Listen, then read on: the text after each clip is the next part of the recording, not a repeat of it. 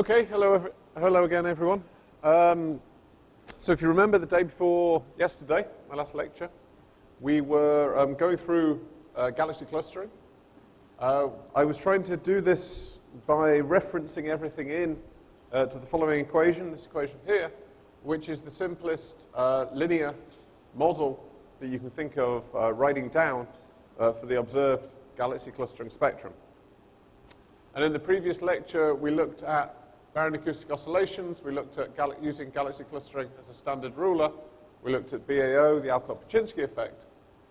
And we tied these in and looked together at some recent measurements of baryon acoustic oscillations. Actually, I don't think we got to that point anyway. We will do today. So I want to just take a little bit of an aside from that at the moment and look at ways in which we actually measure the anisotropic clustering. And one of the big problems in doing this is when you have a galaxy survey. We've seen that you have clustering with respect to the line of sight through the Alcott-Paczynski effect. The problem with having a galaxy survey is that that line of sight varies as you look at different parts of the survey. So here's a slice through the baryon oscillation spectroscopic survey, and then if you look in this direction on the night sky, in the projected plane, you have a line of sight which follows this arrow. But if you now look in this direction here, the line of sight is actually different, and this dashed line shows this same line of sight moved over from this angular position. So we have to deal with this and allow for this. It's relatively straightforward when you measure the correlation function. So if you remember the correlation function, we're just looking at the counting pairs of galaxies at either end of a particular stick that you throw down in a survey. And actually, you can measure the correlation function very simply. If you take your survey and you measure the number of galaxy-galaxy pairs, you measure the number of galaxy-random pairs and the number of random-random pairs. Remember, we're quantifying the mask of the survey by throwing down these random points into the same volume that's covered by the galaxies. Then you can write down estimators of the correlation function as the ratios of these numbers of pairs, the normalized ratio, and the simplest estimator you can write down is dd over rr minus 1. And this is the estimator that is closely linked to this idea of finding galaxies at either end of a stick, and the excess probability of doing that above random. And that number of galaxies is dd, the expected number is rr, and then the ratio of the two gives you the correlation function when you normalize it. In fact, the better estimator to use is this estimator here. Landy-Zalay, in a very good paper in 1993, showed that this is the optimal estimator to use. You include the data random pairs, and this reduces the errors that you have on the correlation function measure. So the point with the correlation function is that because it's a pairwise estimator, because you're treating each pair of galaxy-galaxy or galaxy-random or random-random pairs separately, then you can define an individual line of sight to that pair. And so you can allow for the varying line of sight across your survey by having this different line of sight to each individual pair. And it's therefore straightforward to calculate this correlation function, to calculate your dd and your rr, not just as a function of the stick length, the pair separation of the galaxies, but also as a function of both the separation of the galaxies and the angle that that pair of galaxies has with respect to the line of sight. So you can measure, for example, the monopole and quadrupole moments of the correlation function using these estimators very easily and very straightforward. If you want to directly measure the power spectrum and you don't want to do it through the correlation function, then things are a little bit more difficult.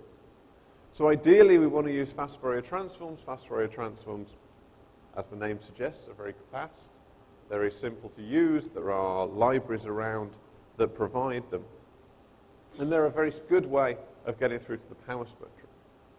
The problem is, if you have this varying line of sight across your survey, and you put down a grid of Fourier modes, then you can see that those Fourier modes are going to couple together fluctuations along and across the line of sight, simply because the geometry of the survey is such that this varying line of sight means you cannot align all of the Fourier modes across and along particular lines of sight. So in the past, this meant that people looked at other ways of calculating the power spectrum.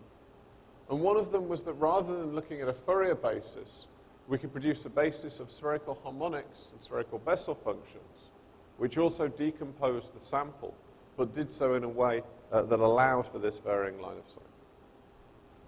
So if you think of your three-dimensional Fourier basis upon which you're going to decompose a galaxy survey, if there wasn't this varying line of sight effect, then you can think of that 3D Fourier basis just simply as being produced by the combination of a 2D Fourier basis and then throwing down more Fourier waves in that third dimension. The analogy for the spherical harmonic analysis is that rather than taking the 2D Fourier basis, you take the distribution of spherical harmonics, just the first couple are shown here as iso mode contours. And you have a whole range of these. You go to similar to the decomposition of the cosmic microwave background into CLs. And then in the radial direction, you use spherical modes. So now you have modes on a sphere, on a shell, and then you have modes in the radial direction.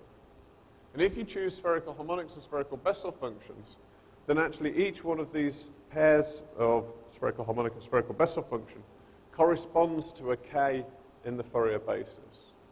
The spherical Bessel function is, has a varying, it varies radially in just such a way that it compensates for the sphere getting bigger for your spherical harmonic, and it means that your combination of the two gives you a single mode, a single size of fluctuation across the three-dimensional space. And so in the late 1990s, early 2000s, this was a very popular way of analyzing surveys. It's significantly more complicated than trying to use a Fourier basis, because you cannot now use fast Fourier transforms. You have to set this all up manually. But it's easy to bring in a model line of sight effects. Recently, this year, in fact, there has been almost a revolution in how we calculate 3D power spectra because of the following process that means you can now use fast Fourier transforms and allow for the varying line of sight. So in 2005, Yamamoto et al. Showed, or at least reminded everybody, that if you take an overdensity field, then you can measure the power spectrum as an integral over pairs. So here's the measured power spectrum that we want. It's in some bin in K. And then we can write this power spectrum as a two-point integral over two configuration space positions, as the density, the overdensity of galaxies at those two positions, Fourier transformed, and then if we want some moment of this power spectrum, we need to put in the moment function. This, if you wanted to do it as a pairwise sum of your galaxies, would take a very long time, because you now have to do, basically if you have n galaxies, then this is an n squared sum to do as a, to perform this integral as a sum over those pairs of galaxies. You can speed up the calculation by defining the line of sight to the pair, which comes in here, as the line of sight to one of the galaxies. So now, instead of in the correlation function, I said you are calculating the correlation function as a pairwise sum, a sum over pairs, and you can define a line of sight to each pair. The traditional way to do this is to define the line of sight as the line that bisects the vector between the two pairs of galaxies.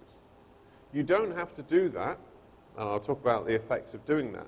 You could also define the line of sight as the line to one of the galaxies. If you do that, then this integral breaks into different components. Basically, this f can be attached to just one of these integrals. Yeah. F. I introduced it in the last lecture. It's the sort of the function that gives you the moment. It's the weighting function over mu, the angle with respect to the line of sight, that gives you the moment of the power spectrum on the correlation function. So if f equals 1, you get the monopole. If f equals a half 3 mu squared minus 1, you get the quadrupole. And you can define all of these moments, and what they're doing is they're picking out particular moments of the clustering pattern with respect to the line of sight.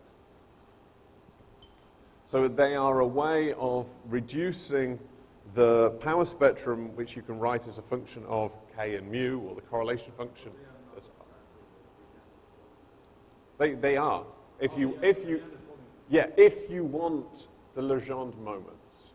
They don't have to be the Legendre polynomials. Yes, exactly, yeah. But you don't have to use just the Legendre moments, right? You can calculate any other moments. In fact, as an aside, I have to say that this sort of field has become fixated with using the Legendre moments and calculating the monopole, quadrupole, hexadecapole. There's no real reason for that, other than in linear theory they're complete, they're orthonormal, but we always have to allow for correlations between them anyway due to other effects. So, okay. So we've broken this integral down into, separated the integrals to make the calculation faster. If, for the power law moments, so now not, or at least taking the components of the Legendre polynomials, then the unit that you want to solve in the previous equation is given by this. We take our f of mu, which is now a power law, times n Fourier transformed it. That means you can write that sum that we had previously, and you can expand it. You can expand this power law component into terms, and then you can solve it by FFTs. What you're doing is you are taking this varying line of sight, and you're encoding that not in a separation of looking at different pairs, but you're encoding it in global Fourier transforms, each of which include the component of that line of sight in different Cartesian directions. So rather than, basically, you are trying to solve this equation we have back here, and rather than solving that with a single fast Fourier transform for any particular moment, you end up solving it by calculating a larger number of fast Fourier transforms, each of which tell you the components in a particular direction. Then you combine them all together, and you can solve this equation. So I think with this technique, with hindsight, it's reasonably simple. We will see that the monopole, quadrupole, hexadecapole, or indeed other power law moments of the power spectrum can now be calculated more quickly than the correlation function. And I think we'll see that in future survey results, a lot more will come out from the power spectrum than from the correlation function. Okay. How's everyone doing? Do you have questions on that part before I move on to the next part? Any more questions, I should say? Yeah. I'll repeat the question. So.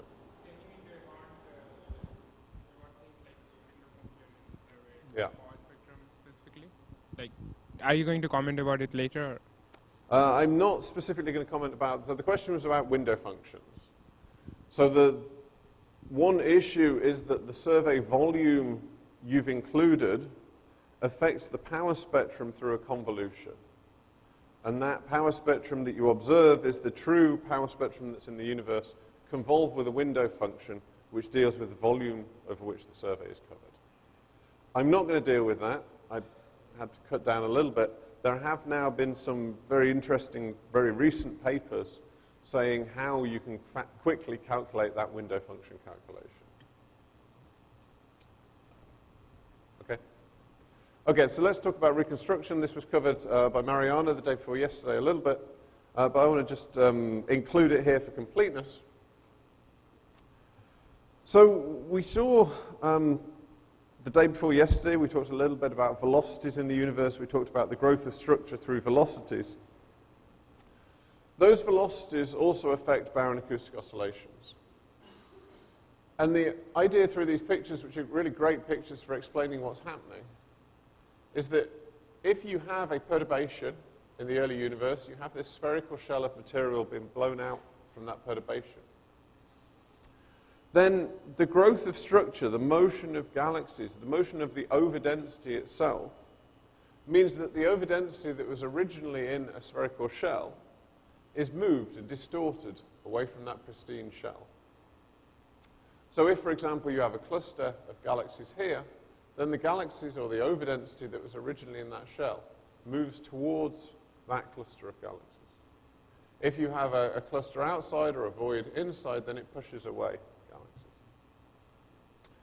So one of the big effects that you see, the nonlinear effects on the correlation function, for example, is that rather than seeing a sharp peak where you have an excess in the pairs of galaxies, one in the center and one in the shell, that peak is smoothed and broadened by this nonlinear motion because the overdensity is distributed.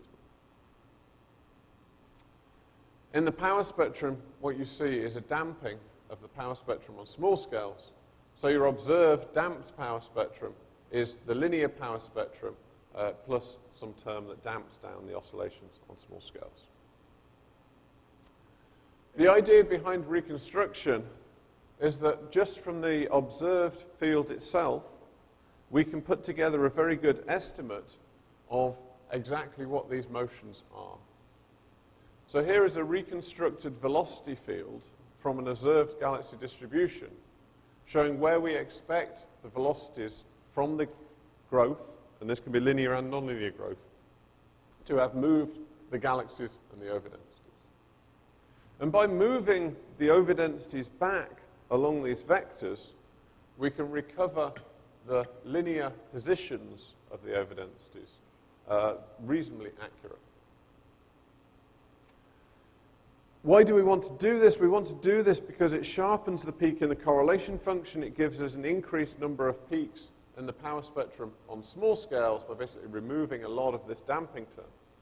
And this really helps when we want to use the baryon acoustic oscillation features as a standard ruler, because our ruler is now more visible and stronger.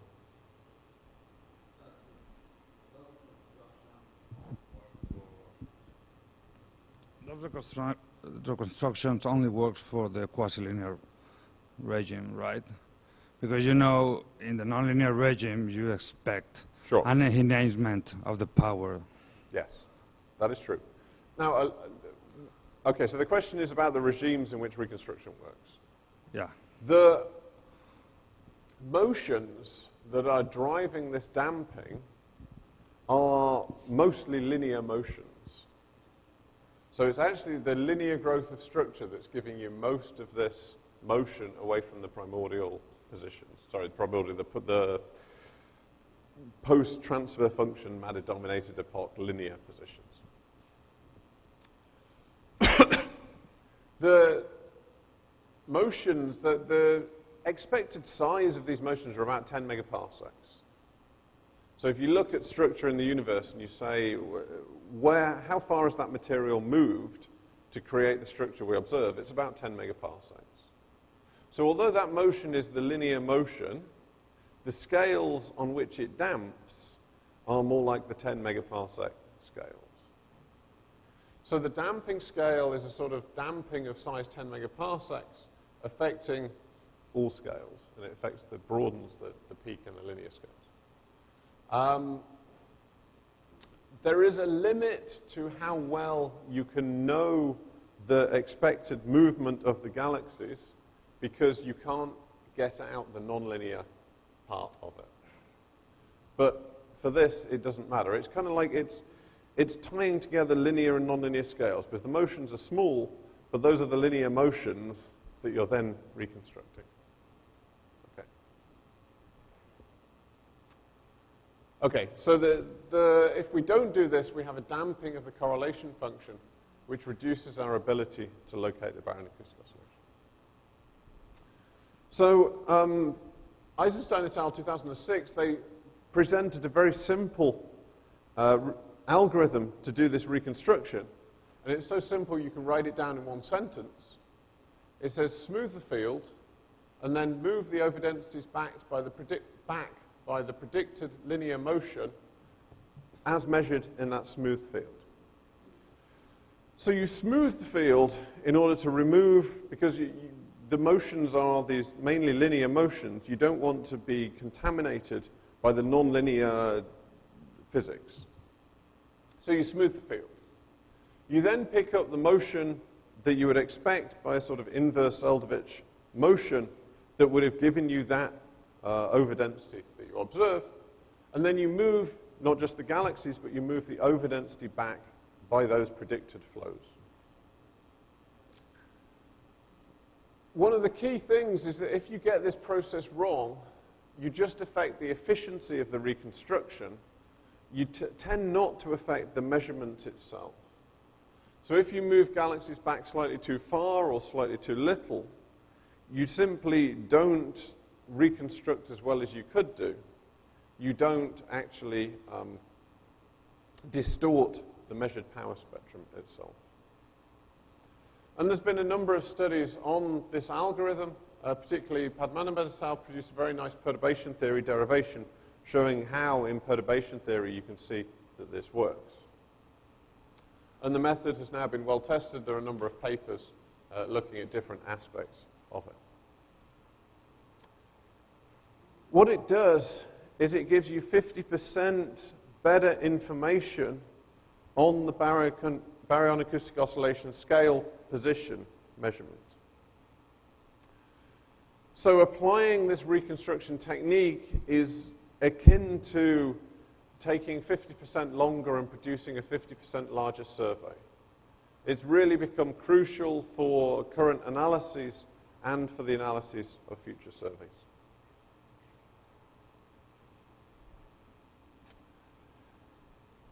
One of the problems with reconstruction is that this is the equation we want to solve.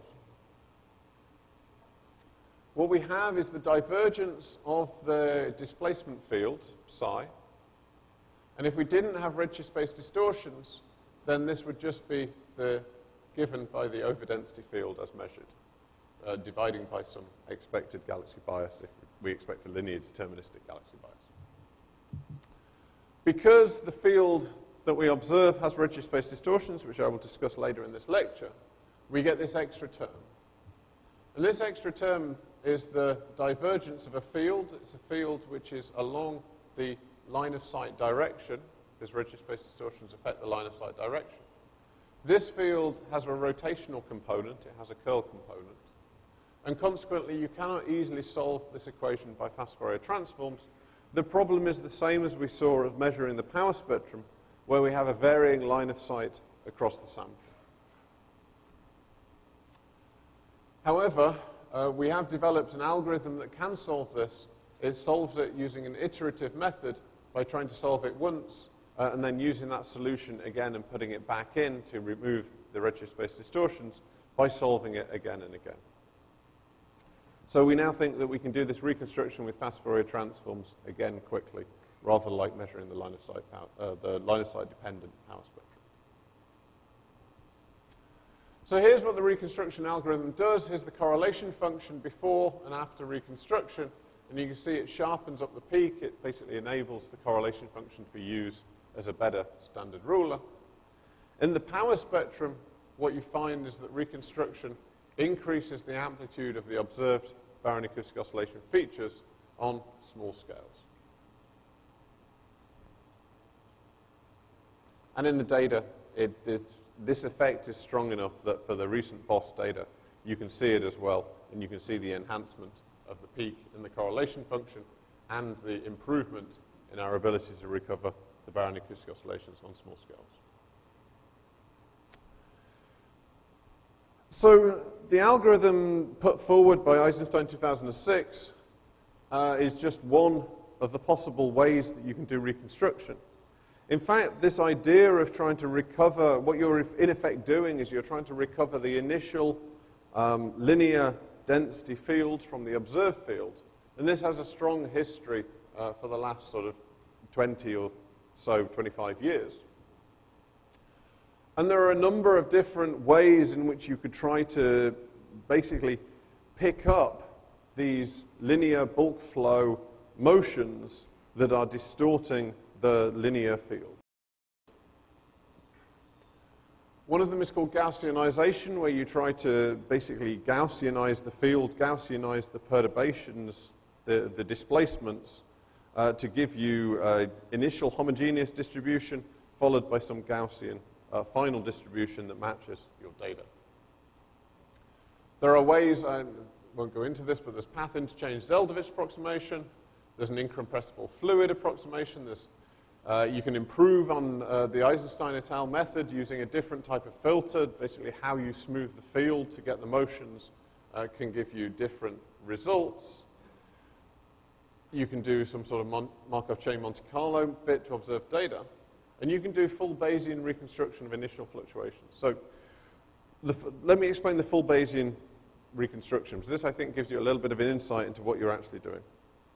The full Bayesian reconstruction of initial fluctuations is you take your observed galaxy field, and in the ideal case, you run as many simulations as you want until you find a simulation that gives you an answer at the redshift of the survey that looks like the survey.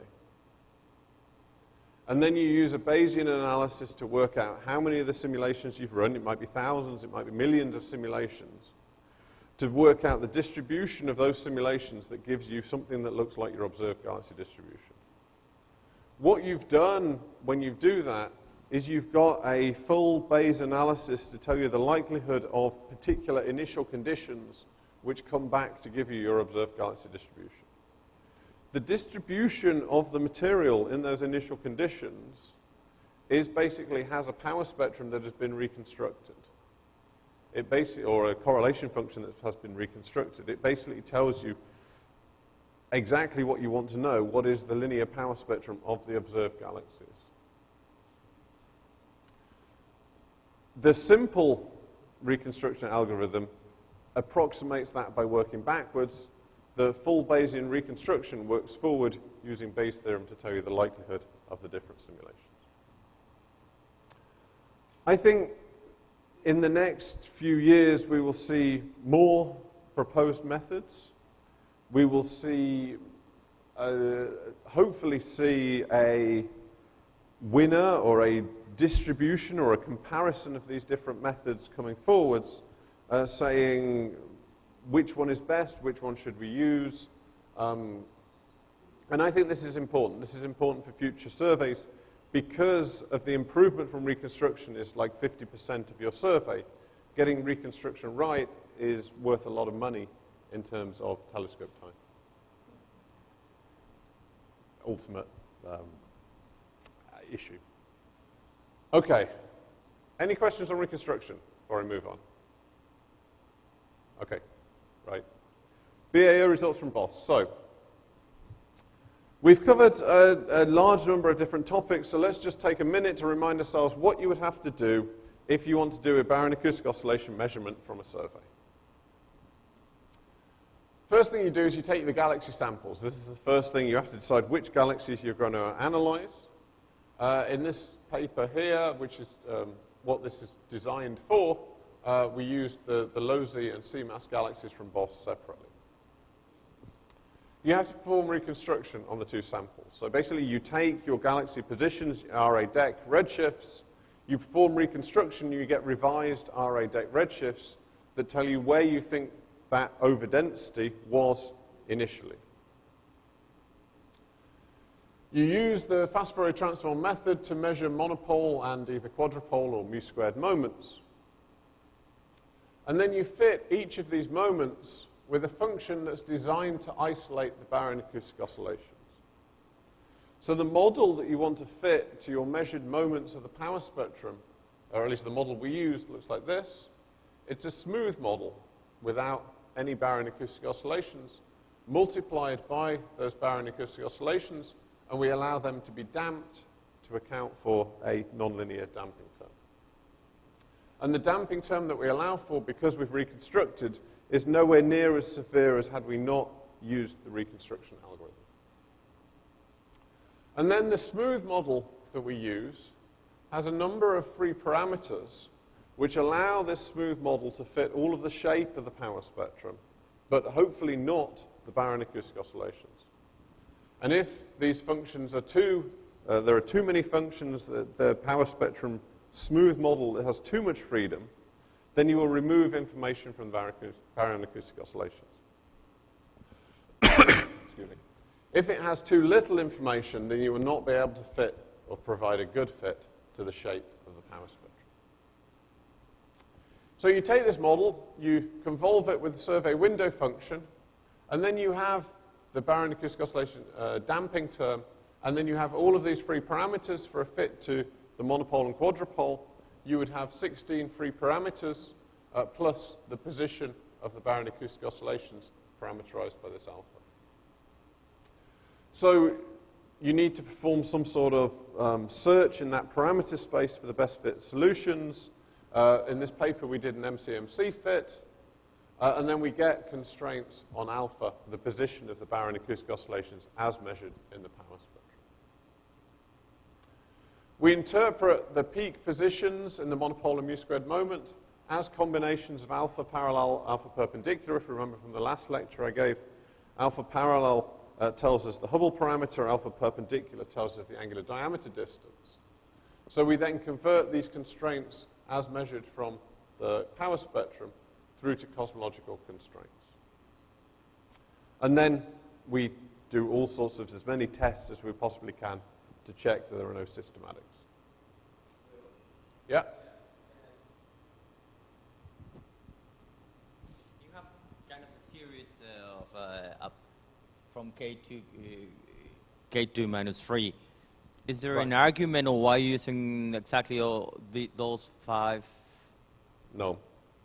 This is one of the instances in observational astrophysics where it's a sufficient model, and we can prove that it doesn't matter too much if we tweak it, but it's not been optimized that this model is the best one to use. And in fact, one of the tests we did was that rather than using this polynomial model, we looked at using a spline fit instead with a similar number of free parameters and showed that nothing much changed. So, yeah. If you can come up with a better model that incorporates not just the linear power spectrum, but also any nonlinear terms as well, using a series of free parameters, which has free parameters smaller than this, but is okay to fit any conceivable model that you can think of in terms of the smooth shape, then we'd love to hear about it. Okay. So these are the results of this particular analysis. These are the DR12, the final boss sample, monopole and quadrupole measurements. The monopole is shown in blue. The quadrupole is these circular symbols here. The mu-squared moment is kind of interesting. So the quadrupole is this f of mu function is a half 3 mu-squared minus 1. It contains the same information. It's just a linear combination of the monopole and if you just had f equals mu-squared moment. F equals mu-squared is actually quite a nice moment to consider because it's a positive definite function. So it's a combination of power spectra multiplied by a positive definite number. So you end up with something that looks like a monopole power spectrum, but with a different amplitude in linear theory. So it contains the same sort of BAO. The quadrupole, however, because it has the 3 mu-squared minus 1, if you get the model right, so there's no Alcott-Paczynski effect, if there was no RSD effect, then your quadrupole would be 0. And there would be no baryon-acoustic oscillation features in the quadrupole to measure. The baryon-acoustic oscillations features turn up if you get the position wrong, and then you start to see something. But it's then conceptually difficult that you are measuring a baryon-acoustic oscillation feature with it. So that's why we actually favor the mu-squared moment rather than the quadrupole. So that was for the low-Z sample. This is for the CMAS sample. With the Monte Carlo Markov chain solution, you get a distribution of values for alpha parallel, alpha perpendicular, shown here for low Z, shown here for CMAS. They're well fitted by multivariate Gaussians. Okay. I haven't seen them, and actually analytical models cannot get through the, Okay. usually they're... So the hexadecapole, which is the fourth order moment, is expected to have very little information in it. So to simplify the analysis, we just simply didn't include it in our likelihood measurements. So we only included the monopole and the quadrupole, or the monopole and the mu squared moment equivalently. Sorry? The hexadecapole? No, exactly. It contains very little information. We could have included it in the fit. The problem is then you are increasing the size of your covariance matrices for not much gain. And so you need a lot more mocks, you need a lot more input data to get your covariance matrices to the point where they are not just adding noise into the problem that you're solving. So if you want to introduce more and more data to use, then you want to make sure that data is including signal rather than noise. And to make sure of that with a hexadecapole, we would have had to have done a lot more analysis, and then the information gain would have been small. Okay. So for BOSS, here are the baryon acoustic oscillations from DR9, DR10, and DR11 samples, and you can see the improvement. DR11 is very close to DR12, and you can see the improvement in terms of getting smaller and smaller error bars on the points as we go and get more and more data. I won't spend much time on the results because everything is consistent with lambda CDM and is therefore pretty boring. Okay. Right, that's it for baryon acoustic oscillations. Are there any questions on that before we move topics slightly and talk about something which is perhaps older, but also gives some interesting insight? Okay. So I want to go back to this equation, but I now want to look a little bit more at the intrinsic power spectrum shape. So not looking at the projected clustering, but looking at the measured power spectrum as a way of picking up the transfer function.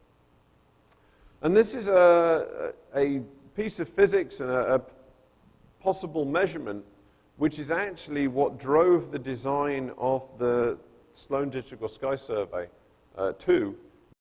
Before BOSS, it drove the design of 2-degree field galaxy redshift survey before baryon acoustic oscillations took over as the key driver for galaxy surveys. So the physics is the same physics that Mariana mentioned yesterday for the neutrinos, but for the matter, and just broadly, I'm talking broadly here. And the physics is the idea that you can get this differential growth of perturbations on different sizes due to differing physics in the important parts of the evolution of the universe. And so for the process I'm going to describe, the important part is the radiation-dominated era.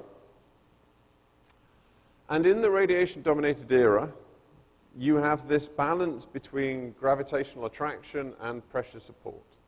And it's the same balance that we saw when we were talking about baryon acoustic oscillations. But now we're going to talk about it in terms of the perturbations in the dark matter, as well as all other material. So if you have an adiabatic fluctuation, post-inflation, in the matter, the radiation and everything, then in the radiation-dominated era, the radiation is the densest component, and radiation pressure can win out for small perturbations. If you have a small perturbation in the early universe, in the radiation-dominated era, then radiation pressure can hold that perturbation apart. If you have a larger perturbation, then gravity wins out. And so in the radiation-dominated era, you find that if you have a large-scale perturbation, gravitational potential stays reasonably constant through this era. But if you have a small-scale perturbation, then the gravitational potential can drop significantly, and that's because of radiation support for these perturbations. This is what's called the Mazari's effect, And what it leads to in the power spectrum is a general shape turnover of the power spectrum that depends on the matter density. If you have a high matter density, there isn't a great deal of time in the radiation-dominated era. Consequently, this pressure support can't last for very long, and your fluctuations on small scales are not actually that damped. If you have a low matter density, there's a large amount of time in the radiation-dominated era, and consequently your perturbations on small scales can be significantly damped. And so you have, in the terms of the power spectrum of the matter, a general shape change which depends on the matter density in the universe.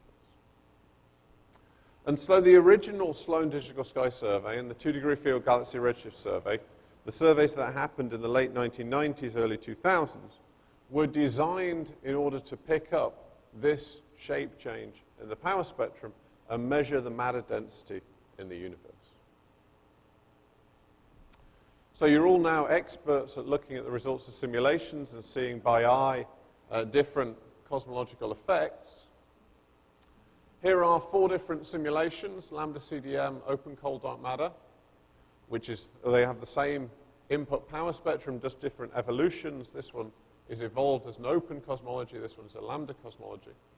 This is tau CDM. It had a brief period of popularity in the sort of late 1990s.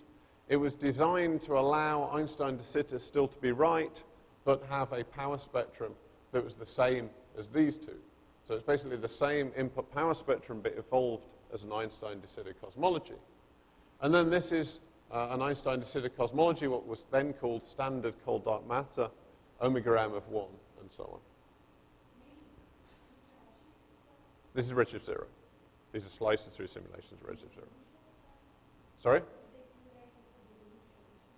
This is matter. Yes, yeah. They evolved. That's why they're not exactly the same. So they have the same initial phases, the same initial power spectrum, but they evolve differently, these 3. This one is evolved as a lambda CDM model. This is an open CDM model. And this is evolved as if it were an Einstein de Sitter model, even though the input power spectrum to the simulation is different. And then this one is an omega m of 1. So your eye can pick up that this one is very different from the other 3. There are interesting things your eye can also pick up about evolutionary effects, such as in the lambda model, in order to get the same sigma 8, these all have the same sigma 8 at redshift 0, you need clusters to be more dense because you need them to form earlier to get the same sigma 8 before lambda starts really accelerating the expansion, so they have stronger, more dense clusters than open cold dark matter. Anyway, what I'm trying to talk about here is the fact that your eye picks this one up differently, and what your eye is doing is you're picking up the fact that there is more small-scale structure in this one than in the other 3. So your eye is doing something very clever. It's saying that in this cosmological model, there was actually less time in the radiation-dominated era. Consequently, there was less time to damp down the small-scale fluctuations. So if we look at redshift 0, we can see more small-scale compared to large-scale fluctuations. So being as the surveys were designed to look for this effect, this is one of the things they looked for. And in the Sloan Digital Sky Survey, this is a plot, Max Tegmark et al., 2004, which shows the recovered power spectrum of the Sloan 2 sample. And we did the same thing for the 2-degree field galaxy redshift survey. And we took the measured power spectrum, we fitted it with models that had different shape to deal with this small to large scale fluctuations, and we measured the matter density that we get out in the end. And this is the plot of the likelihood contours for the matter density against baryon fraction for the 2-degree field galaxy redshift survey. The problem was that the Sloan and 2DF surveys gave different results. The matter density should be the same. They should have got the same results. In fact, they got different ones. The 2-degree field galaxy redshift survey, a survey of blue galaxies, shown here by the red contours, and the Sloan Digital Sky Survey, a survey of red galaxies, shown by the blue contours here, gave different values of the matter density that are statistically significantly different. Yeah. I made this plot. I wasn't thinking when I made the plot. And you find there's this significant difference between the measured matter density. And what's happening is galaxy bias. And basically what we found after a reasonable amount of time and a lot of soul searching was that galaxy bias is really rendering these type of measurements very difficult. And that's why you don't see people making them particularly anymore. So here's an example, which has seen this a little bit before. Here's an example of galaxy bias in action. These are old plots. If we were still in the era of transparencies that almost nobody in the audience can probably remember, these would be the dusty, stained transparencies that I'd pull out of the bottom of a bag and show. Because they show galaxy bias in action. And what we can do is we can swap between blue and red galaxies as observed in the 2-degree field galaxy redshift survey. So you can see blue galaxies and red galaxies. You can see fundamentally that while they trace the same structure, they do it in different ways. The red galaxies tend to be predominantly in the clusters. There are very few of them in the voids. The blue galaxies tend to be a lot more homogeneously distributed. So this immediately tells you that the galaxies can't themselves, any particular sample of galaxies can't be tracing directly the matter distribution itself. Or at least they both can't be. And we have what's called galaxy bias, which is a simple term for some horrendous nonlinear physics, which basically just means, the term means the relationship between the galaxy and the matter over density field. So I've written down an equation for this relationship, but this equation is not in itself, although I've written it down in a general way, it's not in itself as general as some of the models for this you could think of. And the fundamental problem for galaxy bias is that galaxies do not form a Poisson sampling of the matter distribution. You cannot take some matter distribution and turn it into a galaxy distribution by Poisson sampling galaxies based on where the matter is. It might be non-local. It might depend on the value of the matter over density beyond where the galaxies are. This is the galaxy over density field. This is the matter over density field. And it might depend on some complicated nonlinear function of the matter field. It might also depend on things other than the actual overdensity of the matter itself. Now, again, as we saw yesterday in Mariana's excellent talk, there is a simple model that you can put together for the large-scale value of this bias. And it comes about through what's called the peak background split model. And the idea is that fundamentally you have some overdensity field of the matter in the universe. If you get a concentration of this matter that is sufficiently strong, then it will have collapsed to form a halo within which you can find galaxies. And there's some sort of critical overdensity that densities have to pass through in order to form these halos. And it's easier to pass through this critical overdensity if you have some long wavelength fluctuation, which pushes you above this threshold in particular patches in the universe. And pushing patches above the threshold results in an excess in the number of halos in those patches. And the size of that excess depends on the derivative of the mass function with respect to this critical density. It basically tells you how steep the mass function is around this critical density. If it's really steep, then pushing it up just a little bit will give you a hell of a lot more halos. If it's really shallow, then pushing it up a little bit won't give you that many more halos. And that is what drives the bias. If you have a really steep mass function, you can have a very strong bias resulting from these long wavelength fluctuations pushing you up a little bit over this threshold. And so your new overdensity, if you have this long wavelength fluctuation, is given by the overdensity of that long wavelength fluctuation times by what it's done to the halos that you have in that patch. And this gives you a large-scale linear deterministic bias which depends on the derivative of the mass function. Okay. So in the 5 minutes I've got left, let's just say the peak background split model works very well. It gives you a linear deterministic scale independent bias. Here's what it actually looks like for different halos. So here's a plot of redshift on the x-axis against 2-point clustering strength. So this is bias squared times sigma 8 squared. For all halos, if you just look at mass in the universe, you have linear growth, and that's given by this dashed line. But if you look at halos of a particular mass, then you find you have an excess in their clustering strength if those halos are strong enough or are massive enough. So for halos of mass 10 to the 14 solar mass, you find an incredibly strong bias, and you find that that bias is still strong at redshift 0. If you have lower mass halos, you find that if you had those halos at a redshift of 7 or 6, they would be more biased, stronger clustering than the mass in general. But if you looked at those halos at lower redshift, they are less biased than the mass in general. And this idea of bias, this explains why we measured these different matter densities, because basically the bias models that we put in to make these measurements were not good enough. We both had systematics. The shape we were measuring in the power spectrum was not the intrinsic shape of the matter power spectrum, the matter clustering. It was the intrinsic shape of the matter clustering modulated a small amount by the bias, but that small amount of that modulation was enough to throw out the measurements and make them inconsistent. And that was shown in this nice paper in 2007, where they looked at these different measurements, allowing more and more complicated bias models, and showed that they could be made consistent with reasonable bias models. Okay.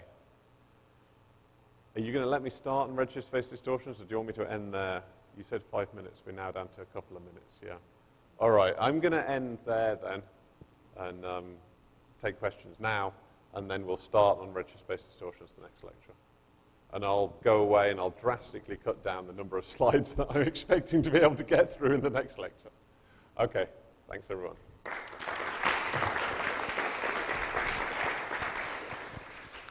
Questions?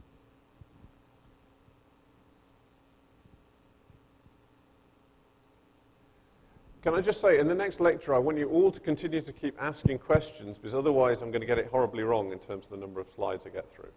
Okay? Yeah. Is there a way to understand this bias through a precise measurement of the CMB, because you know where the overdensities would be there at different scales?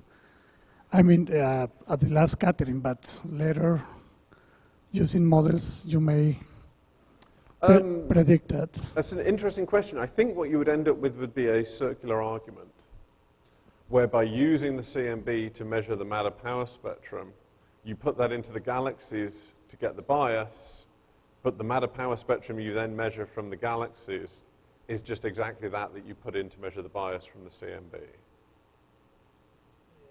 So really what you want from the galaxies is an independent way of measuring the matter density. And yeah, you can't, the way to do that is to try and get a better model for galaxy bias. But as Claudia showed in her lecture series, getting a good model of galaxy formation such that you can predict the nonlinear, quasilinear, and linear bias of a galaxy population that you measure in a survey is phenomenally difficult and hasn't yet been done at the level of accuracy we need. More questions? Well, if not... Yeah. Because the plot that you show, actually, when the errors got smaller, my eyes seem to have seen a slight deviation from the bump that you were fitting the points to. In the DR11, there. Yeah. Yes, at K of 0.2, 0.18. Yeah, you should not do this.